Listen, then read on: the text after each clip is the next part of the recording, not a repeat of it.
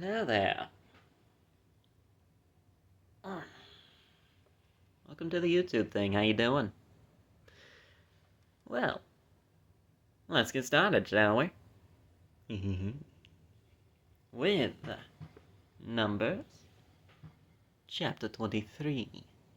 King James Version of the Bible, of course.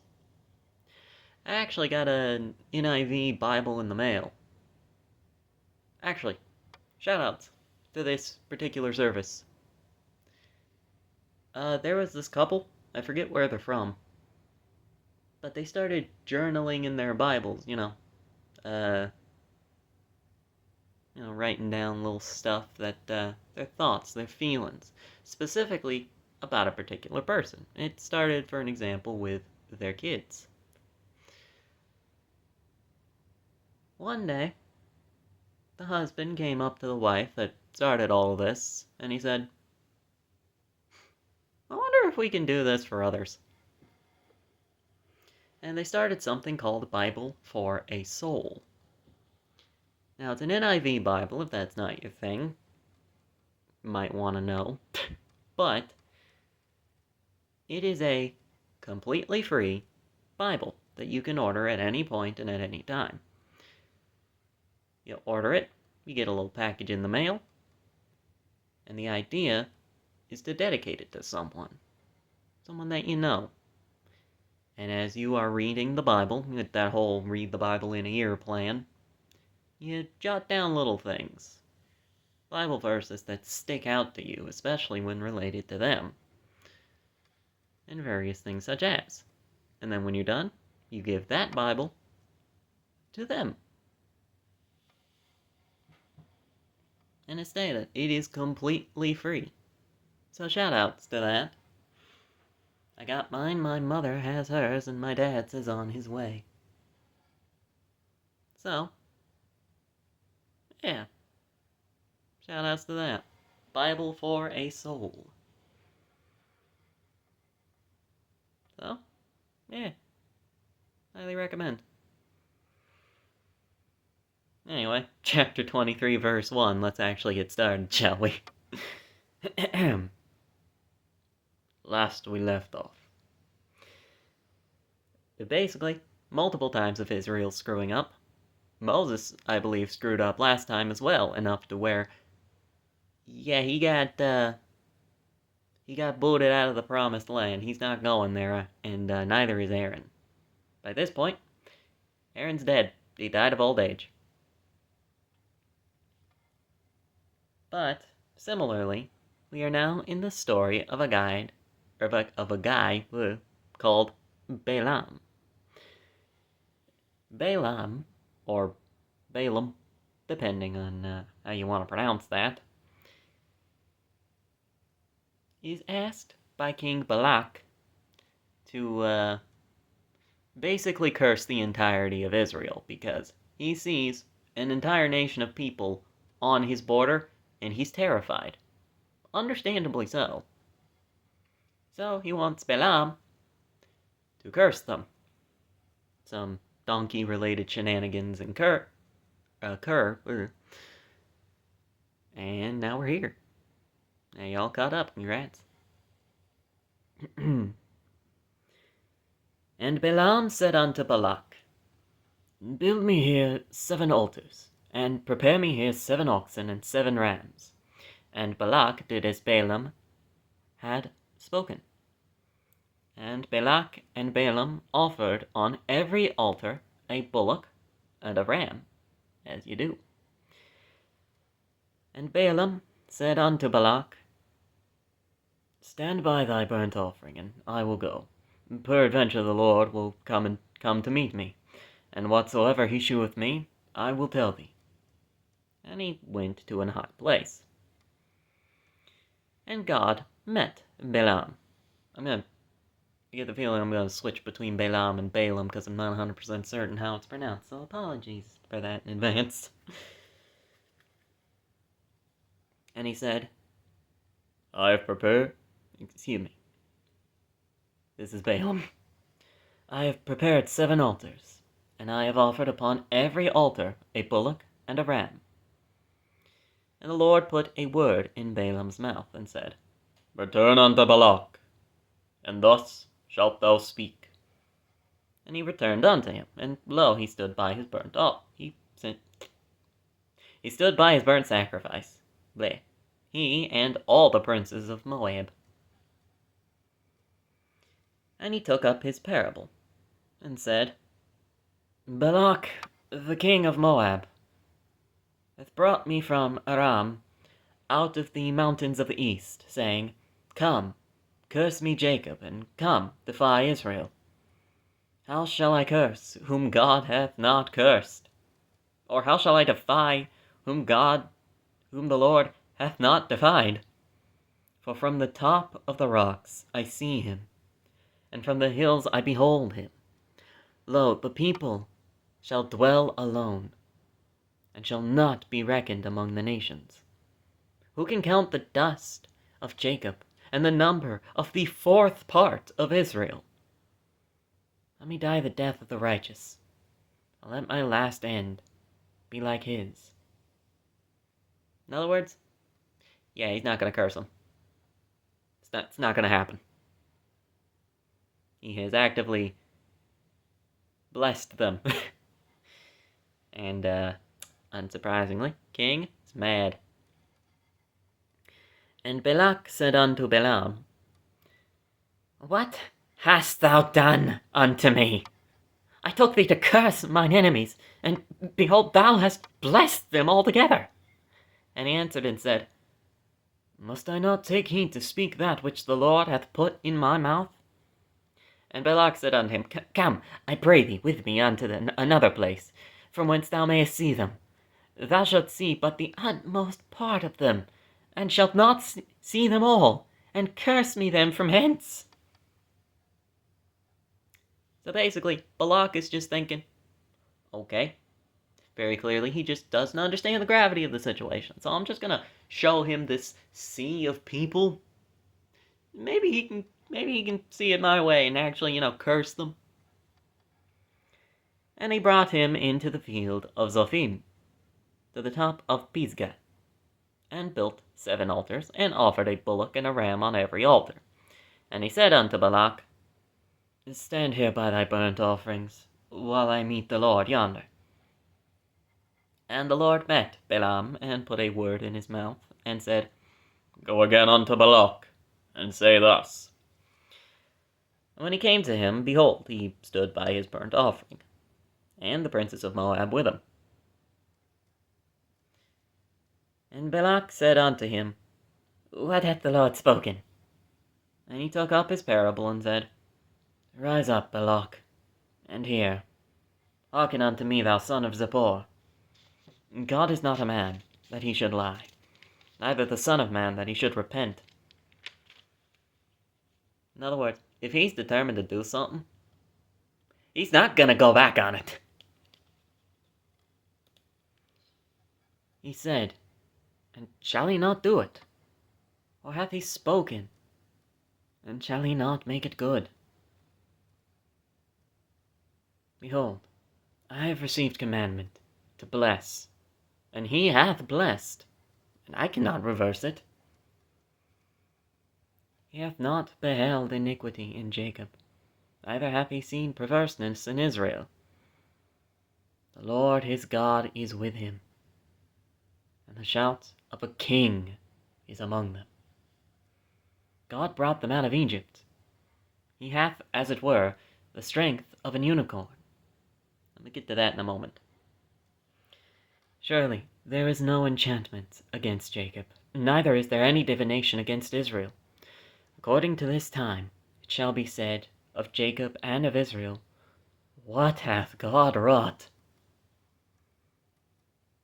Behold, the people shall rise up as a great lion, and lift up himself as a young lion. He shall not lie down until he eat of the prey, and drink the blood of the slain. Now, to unpack that, first of all, he hath not beheld iniquity in Jacob. I guarantee you're going like, hadn't that been the entire point? Like, isn't that the reason they're wandering through the wilderness currently and can't get the land, because they did iniquity? You are correct. They also subsequently suffered the consequences of that and apologized. You have to remember, all God really wants, ultimately, is an apology and an attempt to do better. Israel, as stubborn as they tend to be, just like the rest of humanity, they've turned from their ways currently. They're fine. Just like the rest of us, they ain't perfect. Congratulations, if God was beholding iniquity and not taking an I'm sorry, yeah, there wouldn't be a single human being on the face of the planet that would stand. Ultimately, these are God's chosen people. And they are, ultimately, trying. They're not good at it, but they are trying to be better. They fail. They fail a lot. Who doesn't? But they are trying. They turn back to the Lord after their last schism with him. God's merciful. And that shows right there. Now, another thing, more of an interesting fact than anything else. He hath, as it were, the strength of an unicorn. So, unicorns just exist? No.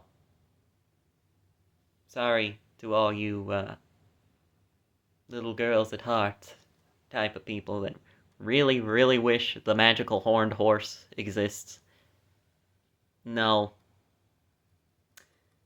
Back in ye olden King Jamesian days, unicorn was just another name for a rhinoceros. Specifically, the one-horned rhinoceros. It was actually prominent enough to where it actually made it into its scientific name, the Rhinoceros unicornus. Subsequently, there is a Rhinoceros bicornus because they have two horns. In fact, if you look up a really, really old Webster's dictionary, unicorn is just rhinoceros. So yeah, sorry. I know all you 5-year-old little girls at heart are very disappointed. But, hey, what are you gonna do? And also, the shout of a king is among them. That's foreshadowing if I ever did see it for Jesus. Anyway. And Balak said unto Balaam, neither curse them at all, nor bless them at all. Like, if you're not going to do the job, at least, if you're not going to curse them, don't bless them. But Balaam answered and said unto Balak, told not I thee, saying, all that the Lord speaketh, that must I do? And Balak said unto Balaam, come, I pray thee, I will bring thee unto another place. Peradventure it will please God that thou mayest curse me then from thence. So now it's not just, okay, he doesn't understand the gravity of the situation. Now it's, okay, maybe God just didn't like this area. What if we do it over here now? And Balak brought Balaam unto the top of Peor, that looketh toward Jeshimon. And Balaam said unto Balak, build me here 7 altars, and prepare me here 7 bullocks and 7 rams. And Balak did as Balaam had said, and offered a bullock and a ram on every altar. And when Balaam saw that it pleased the Lord to bless Israel, he went not, as at other times, to seek for enchantments, but he set his face toward the wilderness. And Balaam lifted up his eyes, and he saw Israel abiding in his tents, according to their tribes.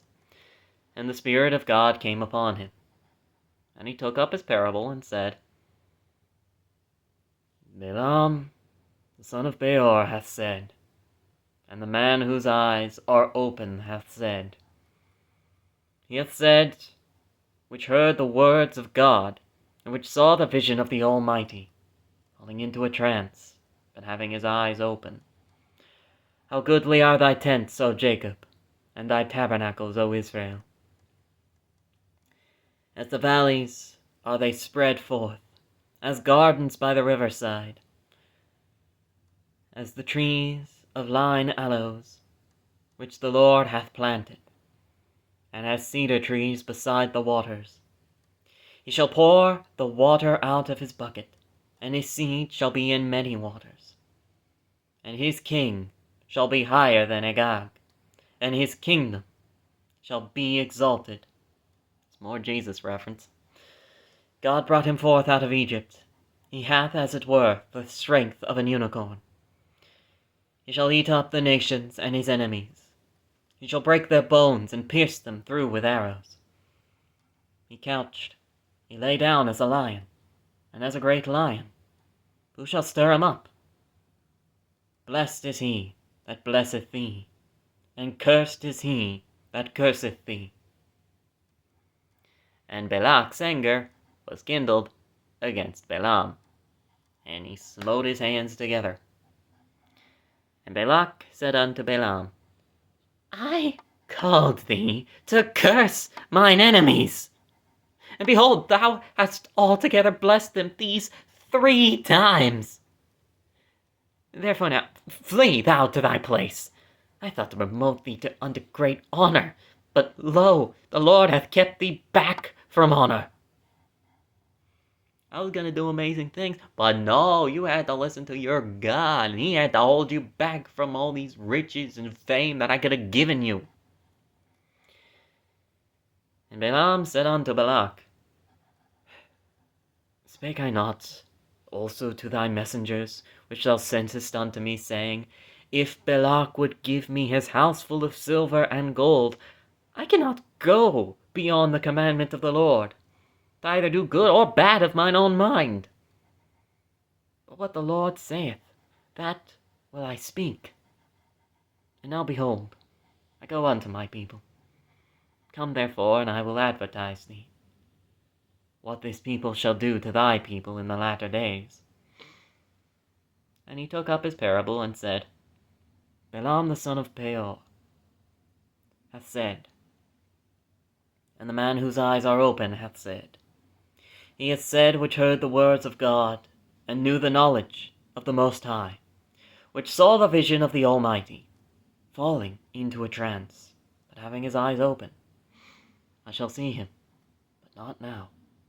I shall behold him, but not nigh. There shall come a star out of Jacob, and a scepter shall rise out of Israel, and shall smite the corners of Moab, and shall destroy the children of Sheth. And Edom shall be a possession.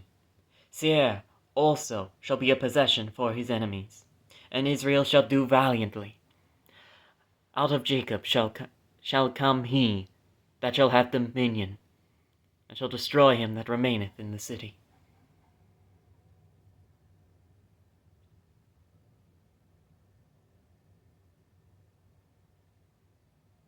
Was that,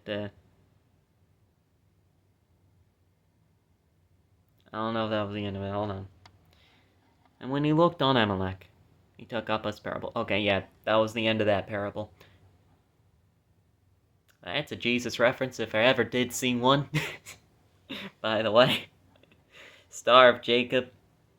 Scepter shall rise out of Israel. Nah, yeah, that's Messiah. That's Jesus right there. And when he looked on Amalek, he took up his parable and said, Amalek was the first of the nations, but his latter end shall be that he perish forever. In other words, the Amalekites, they ain't gonna last. And he looked on the Kenites, and took up his parable and said, Strong is thy dwelling place, and thou puttest thy nest in a rock. Nevertheless the Kenites shall be wasted, until Asher shall carry thee away captive. And he took up his parable and said, Alas, Who shall live what God doeth this? And ships shall come from the coast of Chittim, and shall afflict Asher, and shall afflict Eber, and he also shall perish forever. And Balaam rose up, and went and returned to his place. And Balak also went his way. Which, frankly, I'm surprised. Most kings, when the guy that is known for accurately predicting the future blesses your enemies and saying that they are gonna kick your rear end in, most kings would have had him imprisoned. So the fact that he just let him walk, frankly, that is a miracle. Anyway, chapter 25. And Israel abode in Shittim, and the people began to commit whoredom with the daughters of Moab. And they called the people unto the sacrifice of their gods. And the people did eat, and bowed down to their gods, because they haven't learned a dadgummit thing. God is merciful. But oh boy, these people. I can't say much. If I were God, I wouldn't have the patience for these people. And Israel joined himself unto Baal Peor, and the anger of the Lord was kindled against Israel. And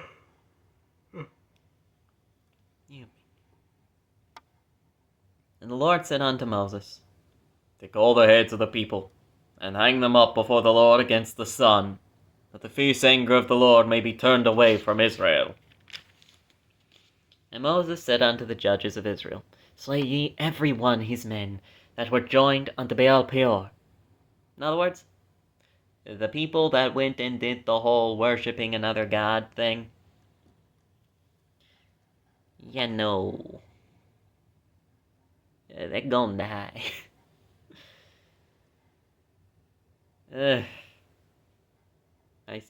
I would say this was harsh if they didn't have multiple instances of A, being told explicitly not to do that, and B, seeing, God do everything that he's done thus far. Like, guys, you had one job. And behold, one of the children of Israel came and brought unto his brethren a Midianitish woman, in the sight of Moses, and in the sight of all the congregation of the children of Israel, who were weeping before the door of the tabernacle of the congregation. And Phinehas, the son of Eleazar, the son of Aaron the priest, saw it. And when Phinehas, the son of Eleazar, the son of Aaron the priest, saw it, he rose up from among the congregation, and took a javelin in his hand. Oh boy. And he went after the man of Israel into the tent, and thrust both of them through. The man of Israel, and the woman, through her belly. Ouch. So the plague was stayed from the children of Israel. Again, these people had one job.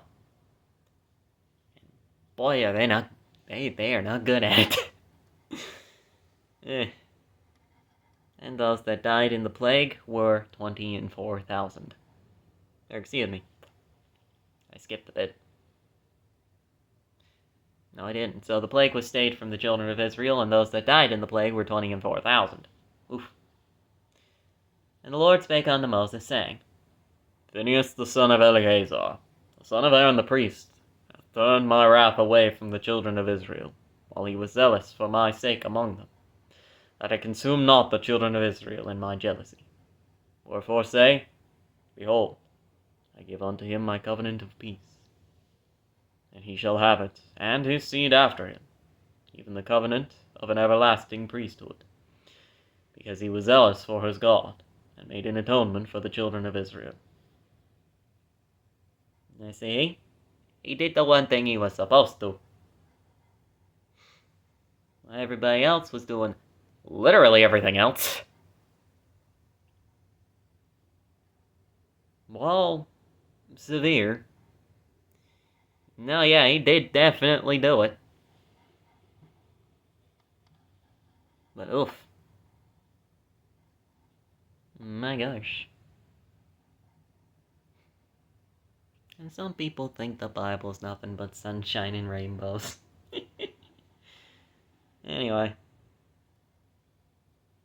Now, the name of the Israelite that was slain, even that was slain with the Midianitish woman, was Zimri, the son of Salu, a prince of a chief house among the Simeonites. And the name of the Midianitish woman that was slain was Cosbi, or Cosbi, I don't know, the daughter of Zur. He was head over a people, and of a chief house of Midian.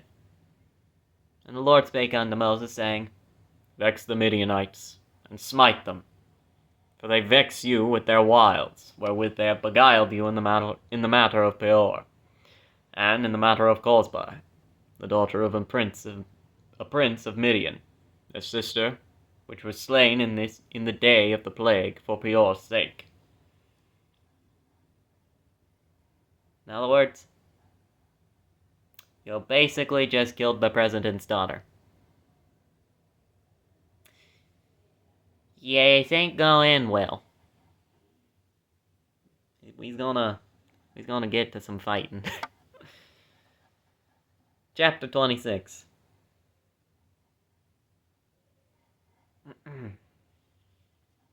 And it came to pass, after the plague, that the Lord spake unto Moses and unto Eleazar the son of Aaron the priest, saying, Take the sum of all the congregation of the children of Israel, from 20 years old and upward, throughout their father's house, all that are able to go to war in Israel.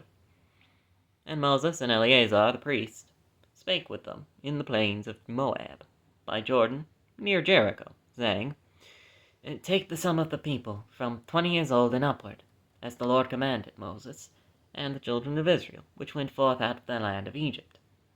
Reuben, the eldest son of Israel, the children of Reuben, Hanok, of whom cometh the family of the Hanokites, and Palu, the family of the Paluites, of Hezron, the family of the Hezronites, of Carmi, the family of the Carmites.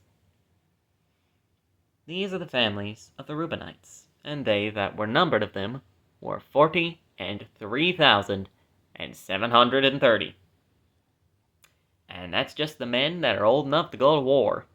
That's a lot of people, and that's just one tribe of Israel. You wonder why these nations were scared. And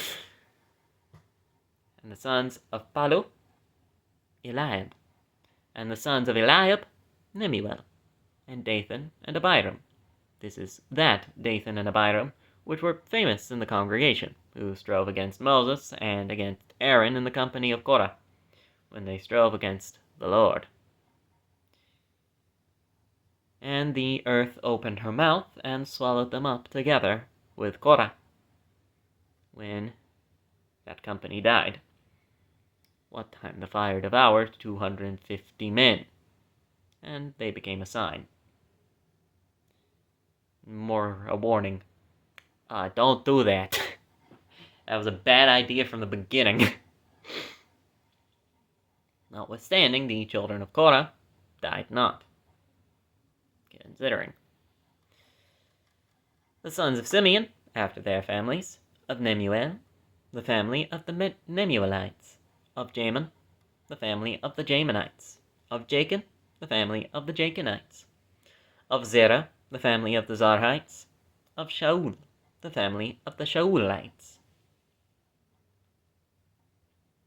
These are the families of the Simeonites, 22,200. The children of Gad, after their families, of Zephon, the family of the Zephonites, of Haggai, because he's just a guy, the family of the Haggites, of Shuni, the family of the Shunites, of Ozni, the family of the Oznites, of Eri, the family of the Erites, of Arad, the family of the Aradites, of Areli. Sounds Italian. The family of the Arelites. Oh yes, this good spaghetti was cooked by the famous chef Areli. It sounds Italian, what I tell you. Stereotypical Italian, but Italian.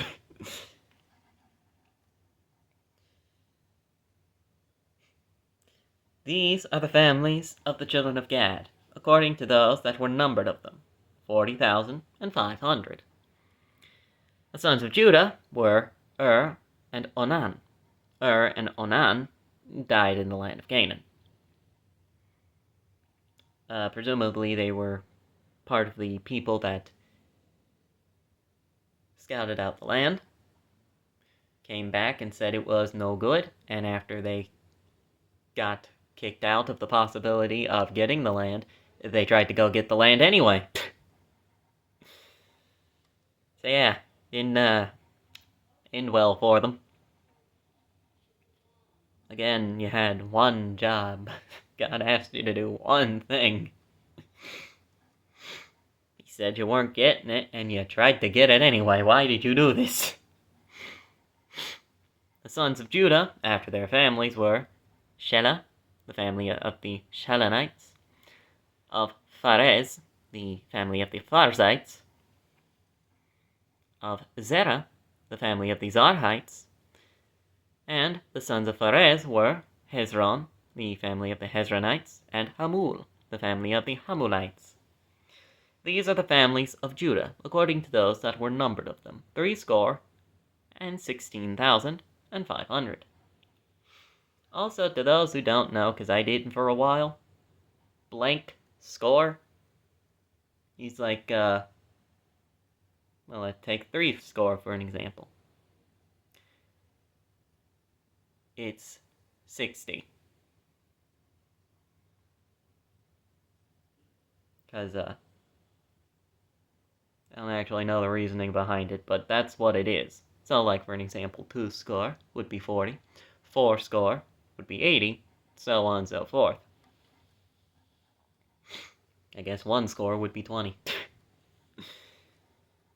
And 16,500. So that's 60,000 people.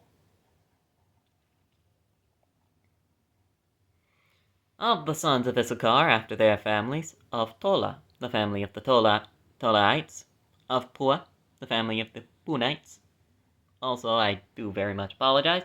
I'm probably mispronouncing most of these. Apologies, but if you happen to know the actual pronunciations, let me know. Excuse me. Of Jashub, the family of... Excuse me, my gosh. Of Jashub, the family of the Jashubites. Of Shimron, the family of the Shimronites. These are the families of Issachar, according to those that were numbered of them, 4,300.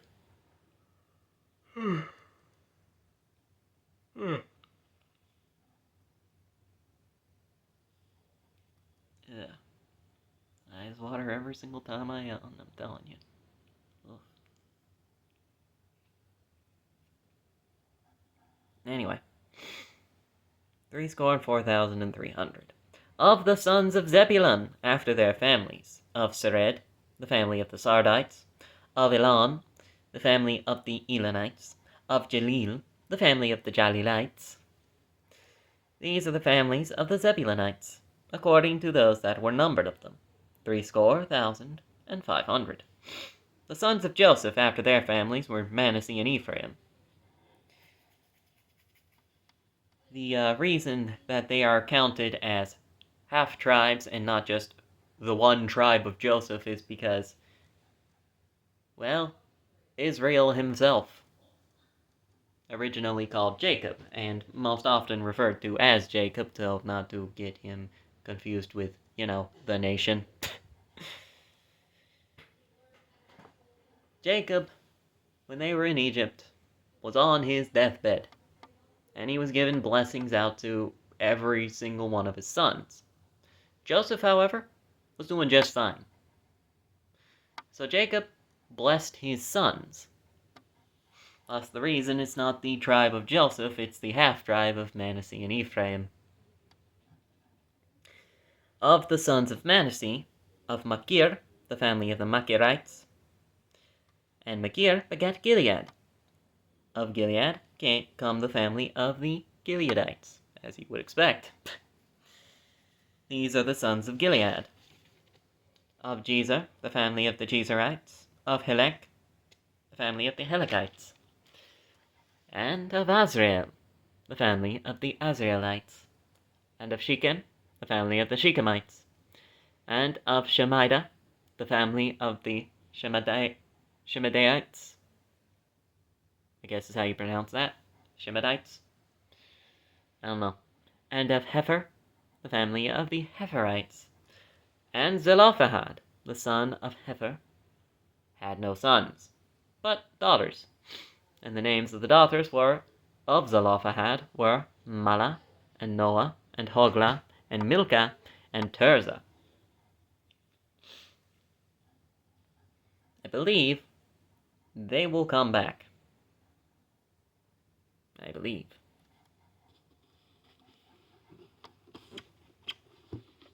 Anyway. These are the families of Manasseh, and those that were numbered of them, 52,700.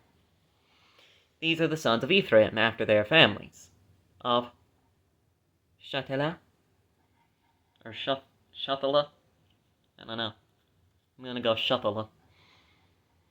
The family of the Shathalhites, of Becher, the family of the Bakrites. Of Tahan, the family of the Tahanites. These are the sons of Shatala, of Aaron, the family of the Aaronites. These are the families of the sons of Ephraim, according to those that were numbered of them, 32,500.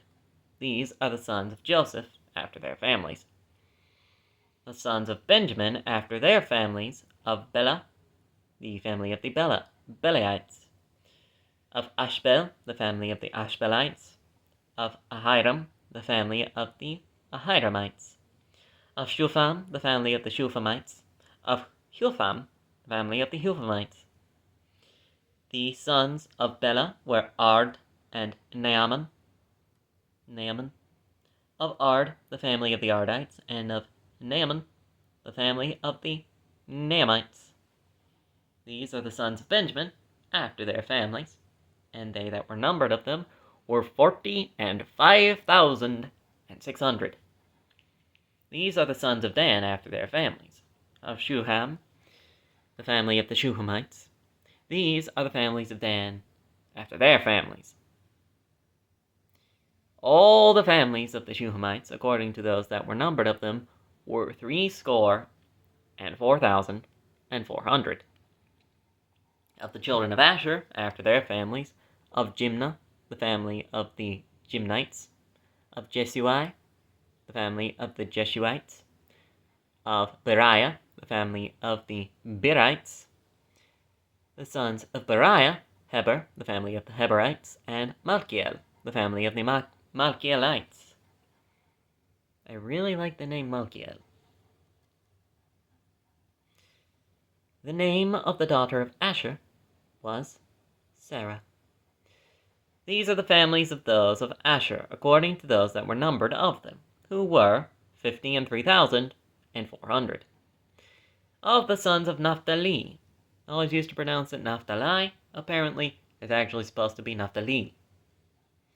After their families, of Jeziel, the family of the Jezreelites, of Guni, the family of the Gunites, of Jezer, the family of the Jezerites, of Shilem, the family of the Shilemites. These are the families of Naphtali, according to their families, and they that were numbered of them were 45,400. These were the numbered of the children of Israel, 600,000 and 8,730. That's a lots of people. And once again, those are the men 20 years old and upward. We are not counting women and children. That's a lot of people. And the Lord spake unto Moses, saying, Unto these the land shall be divided for an inheritance, according to the number of names. To many thou shalt give the more inheritance, and to few thou shalt give the less inheritance. To every one shall his inheritance be given according to those that were numbered of him. Notwithstanding, the land shall not be divided by lot. According to the names of the tribes of their fathers they shall inherit. According to the lot shall the possession thereof be divided between many and few. And these are they that were numbered of the Levites after their families. Of Gershon, the family of the Gershonites; of Kohath, the family of the Kohathites; of Merari, the family of the Merarites. These are the families of the Levites, the families of the Libnites, the family of the Hebronites, the family of the Mahlites, the family of the Mushites, the family of the Korathites. And Kohath begat Amram. And the name of Amram's wife was Jochebed, the daughter of Levi, whom her mother bare in Egypt. And she bare unto Amram Aaron, and Moses, and Miriam their sister. And unto Aaron was born Nadab, and Abihu, Eleazar, and Ithamar. And Nadab and Abihu died when they offered strange fire before the Lord, because, once again, another instance of, you had one job, and you failed miserably. And those that were numbered of them were 23,000, all males, from a month old and upward. And they were not numbered among the children of Israel, because there was no inheritance given them among the children of Israel. These are they that were numbered by Moses and Eleazar the priest, who numbered the children of Israel in the plains of Moab, by Jordan, near Jericho. But among these there was not a man of them whom Moses and Aaron the priest numbered, when they numbered the children of Israel in the wilderness of Sinai. Because, the Levites didn't go to war. For the Lord had said of them, they shall surely die in the wilderness. Wait a moment.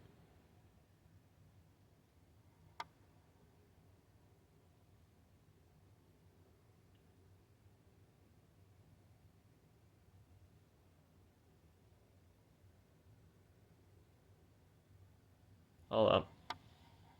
I missed something. Let's see. And those that were numbered of them were 23,000, all males from a month old and upward. For they were not numbered among the children of Israel, because there was no inheritance given them among the children of Israel, because they're children. Again, from a month old upward, of just the males.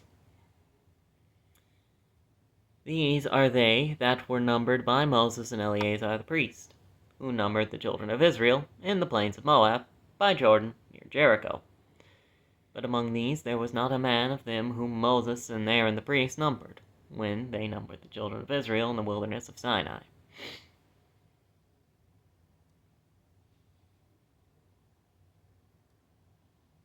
I feel like I'm missing something here. For the Lord had said of them, they shall surely die in the wilderness. Ow! Duh! The tribes of Israel. That's why they're getting numbered again. Duh. I thought it was talking about like a specific family or a specific group or something. No, these are the people that are wandering in the wilderness for 40 years. That aren't gonna get into the land of Canaan because they screwed up multiple times.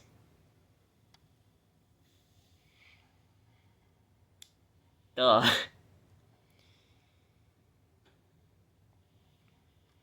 The Lord had said of them, they shall surely die in the wilderness. And there was not a man left of them, save Caleb the son of Jephunneh and Joshua the son of Nun, because they were the only two people that actually did what they were supposed to. Okay, I get it. Threw me for a loop there, let me tell you. And now I get thee, but among these there was not a man of them whom Moses and Aaron the priest numbered when they numbered the children of Israel in the wilderness of Sinai.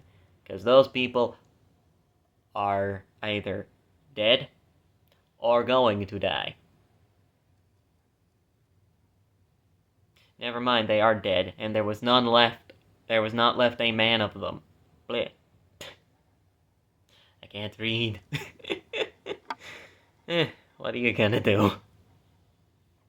This is why you study. Then came the daughters of Zelophehad. I told you they would be important. The son of Hefer, the son of Gilead, the son of Machir, the son of Manasseh, of the families of Manasseh, the son of Joseph. And these are the names of his daughters: Mala, Noah, and Hoglah, and Milcah, and Tirzah. He really liked ending it in And they stood before Moses, and before Eleazar the priest, and before the princes, and all the congregation, by the door of the tabernacle of the congregation, saying, Our father died in the wilderness, and he was not in company of them that gathered themselves together against the Lord, in the company of Korah, but died in his own sin, and had no sons. Why should the name of our father be done away from among his family? Because he has no son. Give unto us, therefore, possession among the brethren of our father. In other words, his entire family line, every single thing that he would have gotten, and ultimately speaking, his entire name and legacy is just going to be wiped from the face of the earth because he doesn't have son. Only daughters. Because unsurprisingly, the daughters would marry and take the name of their husband. So there's nothing for this guy and his legacy. And Moses brought their case before the Lord. And the Lord spake unto Moses, saying, The daughters of Zelophehad speak right. Thou shalt surely give them a possession of an inheritance among their father's brethren, and thou shalt cause the inheritance of their father to pass unto them. And thou shalt speak unto the children of Israel, saying, If a man die, and have no son, then he shall cause his inheritance to pass unto his daughter. And if he have no daughter, then he shall pass his inheritance unto his brethren. And if he have no brethren, then he shall give his inheritance unto his father's brethren. And if his father have no brethren, then he shall give his inheritance unto his kinsman that is next to him of his family, and he shall possess it. Just go up the family tree until you can find somebody to give it to. And it shall be unto the children of Israel a statute of judgment, as the Lord commanded Moses. That way you could keep their name and their legacy in remembrance. You know? Not let that name be lost to the winds of time. And the Lord said unto Moses, Get thee up into this mount, Abarim, and see the land which I have given unto the children of Israel. And when thou hast seen it, thou also shalt be gathered unto thy people, as Aaron thy brother was gathered. For ye rebelled against my commandment in the desert of Zin, in the strife of the congregation, to sanctify me at the water before their eyes. That is the water of Meribah, in Kadesh, in the wilderness of Zin. Because after every single thing that God had done, Moses went up that rock that he was told to tap lightly with the rod so that, water would start flowing out of it, miracle from God. And he's like, to the children of Israel that were asking for this, what do you want me to do? Do you think if I hit this rock with this rod, that water's just gonna magically come out? Like God told him like 5 seconds ago. And Aaron was right there, and he did not stop him. He could have. Now he's just an accomplice. An accessory to dumb. Anyway. Basically, what God is saying, Moses isn't going to get into the promised land. It's just not a thing. But what will happen is that he'll be able to go up into a mountain and look at the land of Israel. See how beautiful it is, and the future that awaits for this nation. And then he'll die. And Moses spake unto the Lord, saying, Let the Lord, the God of the spirits of all flesh, set a man over this congregation, which may go out before them, and which may go in before them, and which may lead them out, and which may bring them in, that the congregation of the Lord be not as sheep, which have no shepherd. A sheep without a shepherd, eh? They need a shepherd, eh?